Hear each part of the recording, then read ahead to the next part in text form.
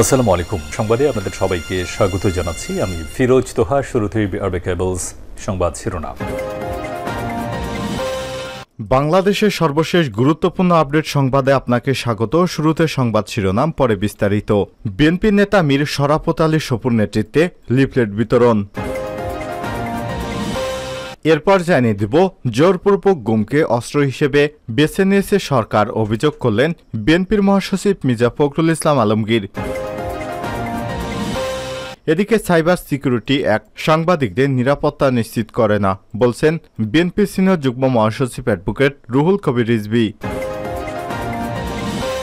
জানিয়ে দিব, বেগম খালেদা জিয়াকে মৃত্যুর দিকে ঠেলে দিচ্ছে সরকার, অভিযোগ করলেন মির্জা আব্বাস। উন্নত চিকিৎসার জন্য বিদেশে যেতে না দিয়ে সরকার বেগম খালেদা জিয়াকে মৃত্যুর দিকে ঠেলে দিচ্ছে বলে অভিযোগ করেছেন তিনি।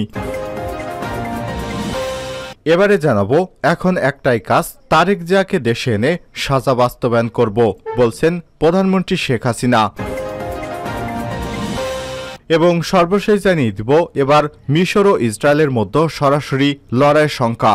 মধ্যস্থকারীর ভূমিকা থেকে সরে এসে ইসরায়েলের বিরুদ্ধে সরাসরি অবস্থান নিয়েছে মিশর। দেশটির সংবাদ মাধ্যমগুলোও ইসরায়েলের সমালোচনা করে সংবাদ প্রকাশ করছে। গত ৪৫ বছরের মতো মিশরীয় গণমাধ্যমে ইসরায়েল বিরোধী এত তীব্রতা এর আগে দেখা যায়নি। এই পরিস্থিতিতে ইসরায়েল ও মিশরের মধ্যে একটা সংঘাত বেঁধে যাওয়ার আশঙ্কা করা হচ্ছে। প্রিয় দর্শক, এতক্ষণ শুনছিলেন সংবাদ শিরোনাম, এবারে বিস্তারিত।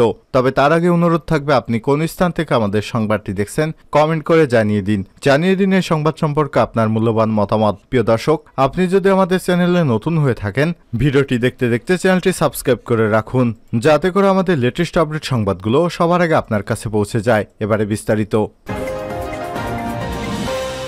বিএনপি নেতা সপুর নেতৃত্বে লিফলেট বিতরণ। চলমান উপজেলা নির্বাচনকে প্রহসন আখ্যা দিয়ে তা বর্জনের আহ্বান জানিয়ে ঢাকা মহাসড়কে লিফলেট বিতরণ করেছে মুন্সিগঞ্জের সিরাজদি খান উপজেলা বিএনপি রোববার ২৬শে মে। এতে প্রধান অতিথি হিসেবে থেকে নেতৃত্ব দেয় বিএনপির কেন্দ্রীয় স্বেচ্ছাসেবক বিষয়ক সম্পাদক, ঢাকা কলেজ ছাত্র সংসদের সাবেক ভিপি মীর শরাফত আলী সপু। লিফলেট বিতরণের সময় বিক্ষোভ মিছিল করা হয়। এ সময় উপস্থিত ছিলেন সিরাজদি খান উপজেলা বিএনপির সাবেক সভাপতি আব্দুল কুদ্দুস ধীরন, সিরাজদি খান উপজেলা বিএনপির সাবেক সাধারণ সম্পাদক আওলাদ হোসেন মোল্লা, সাবেক ছাত্র বিষয়ক সম্পাদক জাহিদুল ইসলাম, জেলা স্বেচ্ছাসেবক দলের সদস্য মাহমুদ হাসান ফাহাদ, সিরাজদি খান উপজেলা শ্রমিক দলের সাধারণ সম্পাদক বাদশাহ মিয়া সহ বিভিন্ন পর্যায়ের নেতৃত্ববৃন্দ। জোরপূর্বক গুমকে অস্ত্র হিসেবে নিয়েছে সরকার, বলছেন মির্জা ফখরুল।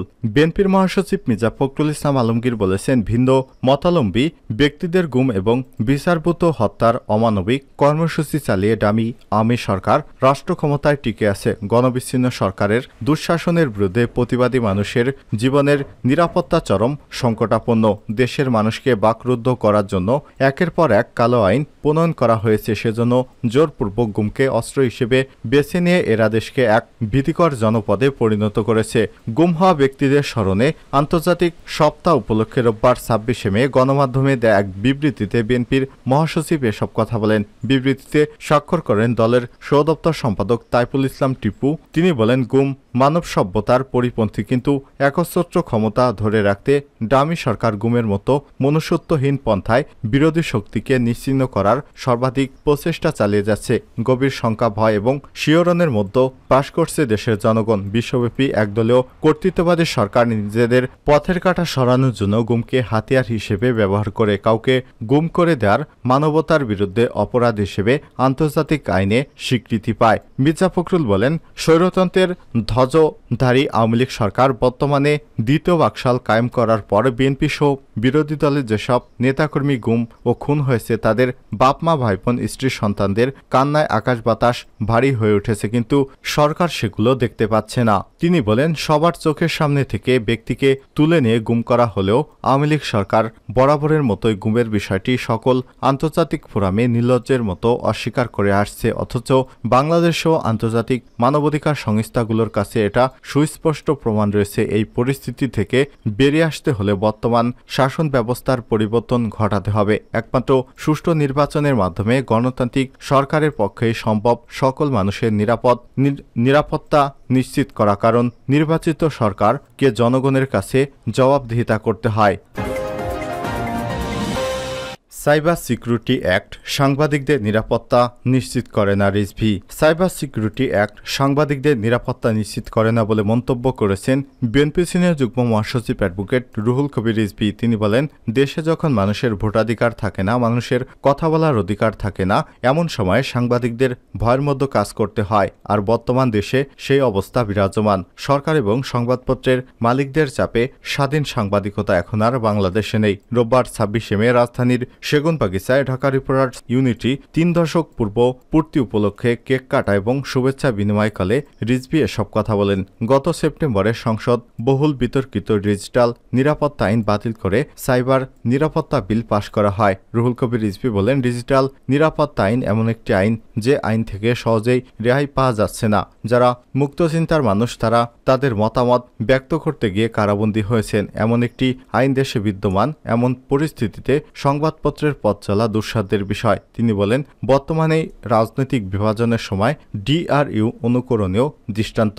কঠিন পরিস্থিতিতেও বিভিন্ন দল এবং মতের মানুষ এখানে ঐক্যবদ্ধভাবে কাজ করে যাচ্ছে। এদিকে ঢাকা রিপোর্টার্স ইউনিটির 3 দশক পূর্তি উপলক্ষে বর্ণাঢ্য শোভাযাত্রা করেছেন সংগঠনের সদস্যরা। দুপুর 12টার দিকে সেগুনবাগিচায় সংগঠনের প্রধান কার্যালয় থেকে শোভাযাত্রা শুরু হয়। সেগুনবাগিচার বিভিন্ন সড়ক ও মহাসড়ক ঘুরে আবার একই স্থানে এসে এটি শেষ হয়। এ সময় বাদক দলের সদস্যরা বিভিন্ন গানের সুর তোলেন। সঙ্গে ছিল সুসজ্জিত ঘোড়ার গাড়ি।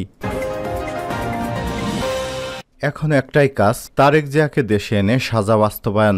সাজাপ্রাপ্ত পলাতক আসামি তারেক জিয়াকে দেশে ফিরে এনে সাজা বাস্তবায়ন করা হবে বলে জানিয়েছেন প্রধানমন্ত্রী শেখ হাসিনা। রোববার 26শে মে গণভবনে কোটালীপাড়া উপজেলা নবনির্বাচিত চেয়ারম্যান, কাউন্সিল এবং আওয়ামী লীগ নেতাকর্মীদের উদ্দেশ্যে বক্তব্যকালে সব কথা বলেছেন তিনি। প্রধানমন্ত্রী বলেন, সাজাপ্রাপ্ত পলাতক আসামি তারেক জিয়াকে দেশে ফিরে এনে ব্রিটিশ সরকারের কাছে আবেদন করা হবে। শেখ হাসিনা বলেন, এখন একটাই কাজ, সাজাপ্রাপ্ত পলাতক আসামি তারেক জিয়াকে দেশে ফিরে আনা, তাকে নিয়ে সে সাজা বাস্তবায়ন করা হবে। এর মধ্য দিয়ে অগ্নিসন্ত্রাস, জঙ্গিবাদ এবং সন্ত্রাস ও দুর্নীতি সহ যেসব কর্মকাণ্ড ঘটিয়েছে সেগুলোর হাত থেকে দেশের মানুষ মুক্তি পাবে। সরকার প্রধান বলেন, জাতির পিতার খুনি যারা বাইরে আছে তাদেরও আনার চেষ্টা করছি। তারেক জিয়া সহ যেসব সাজাপ্রাপ্ত আসামি বাইরে আছে তাদের শাস্তি কার্যকরের মাধ্যমে দেশের মানুষের শান্তি, নিরাপত্তা নিশ্চিত এবং অর্থনৈতিক মুক্তি এবং অগ্রগতি অব্যাহত রাখাই লক্ষ্য। সে লক্ষ্য নিয়েই এখন আমরা কাজ করছি।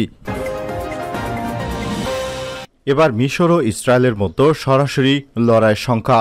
মধ্যস্থকারী ভূমিকা থেকে সরে এসে ইসরায়েলের বিরুদ্ধে সরাসরি অবস্থান নিয়েছে মিশর। দেশটির সংবাদ মাধ্যমগুলো ইসরায়েলের সমালোচনার মাত্রা তীব্র করেছে। গত ৪৫ বছরের মধ্যে মিশরীয় গণমাধ্যমে ইসরায়েল বিরোধী এত তীব্রতা এর আগে দেখা যায়নি। এই পরিস্থিতিতে ইসরায়েল ও মিশরের মধ্যে একটা সংঘাত বেঁধে যাওয়ার আশঙ্কা তৈরি হয়েছে। প্রশ্ন হলো, মিশর হঠাৎ কেন একটা আক্রমণাত্মক হলো? তার কারণ হলো রাফা অভিযান। ইসরায়েল রাফায় অভিযান চালালে বাস্তুচ্যুত ফিলিস্তিনিরা মিশরের সানাই উপত্যকায় আশ্রয় নেবে।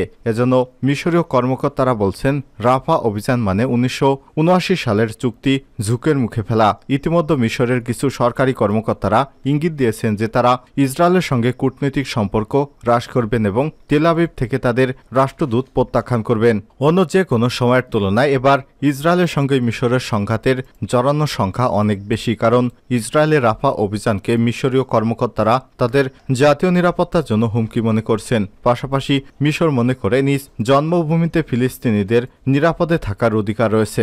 গত সপ্তাহে ইসরায়েল সরকারের মুখপাত্র ডেভিড ম্যানসন মিশরের প্রতি আহ্বান জানিয়েছিলেন রাফা সীমান্ত খুলে দেওয়ার জন্য, কিন্তু কায়রো তাতে রাজি হয়নি। এর আগে হোসনি মোবারকের আমলে যখন তাবা নিয়ে বিরোধ চাঙ্গা হয়েছিল তখন ইসরায়েল এবং আন্তর্জাতিক অন্য পক্ষগুলো মিশরকে সিনাই উপত্যকা ছেড়ে দেওয়ার জন্য চাপ দিয়েছিল, কিন্তু পুরো চাপ ও প্রলোভন উপেক্ষা করেছিল হোসনি মোবারক। এরপর ২০১০ সালে ইসরায়েলের সাবেক জাতীয় নিরাপত্তা উপদেষ্টা জিওরা আইল্যান্ড ফিলিস্তিনিদের মাতৃভূমি হিসেবে নতুন একটি জর্ডান রাজ্য গঠনের প্রস্তাব করেছিলেন। এই প্রস্তাবে পশ্চিম তীর এবং মিশরের একটি অংশ অন্তর্ভুক্ত ছিল।